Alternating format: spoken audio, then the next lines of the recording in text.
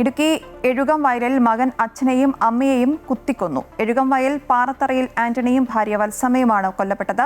മകൻ അജീഷ് പോലീസ് കസ്റ്റഡിയിൽ. MC ബോബൻ ചേരുന്നുണ്ട് വിശദാംശങ്ങളുമായി. ബോബൻ, എന്താണ് ഇങ്ങനെ ഒരു ക്രൂരകൃത്യത്തിലേക്ക് നയിച്ചത്? ഈ പ്രതി ലഹരിക്ക് അടിമയാണെന്നുള്ള വിവരങ്ങളും പുറത്തു വരുന്നുണ്ട്. വിശദാംശങ്ങൾ എങ്ങനെയാണ്?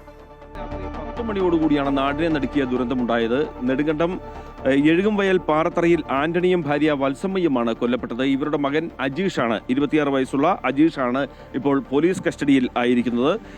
അജീഷ് മാതാപിതാക്കളുമായി വഴക്കിടുകയും പ്രകോപിതനായി ഇരുവരെയും കുത്തിക്കൊലപ്പെടുത്തുകയുമാണ് ഉണ്ടായതെന്നാണ് നമുക്ക് ലഭിക്കുന്ന വിവരം.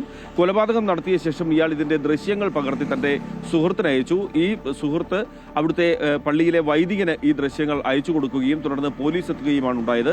പോലീസ് എത്തിയപ്പോഴും ഇയാൾ അക്രമാസക്തനായിരുന്നു, ലഹരിക്ക് അടിമയാണ് ഇയാള് എന്നാണ് നാട്ടുകാരും അതുപോലെ തന്നെ അടുത്ത സുഹൃത്തുക്കളും പറയുന്നത്. ലഹരിമുക്ത കേന്ദ്രത്തിൽ ചികിത്സയിലായിരുന്നു. അതിനുശേഷം കഴിഞ്ഞ ദിവസമാണ് മടങ്ങിയെത്തിയത്.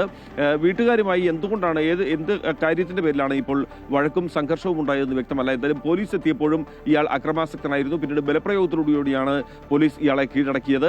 ഈ കൊലപാതകം നടത്തുന്ന സമയത്തും ഇയാൾ മദ്യലഹരിയിലായിരുന്നു എന്നാണ് നമുക്ക് ലഭിക്കുന്ന വിവരം.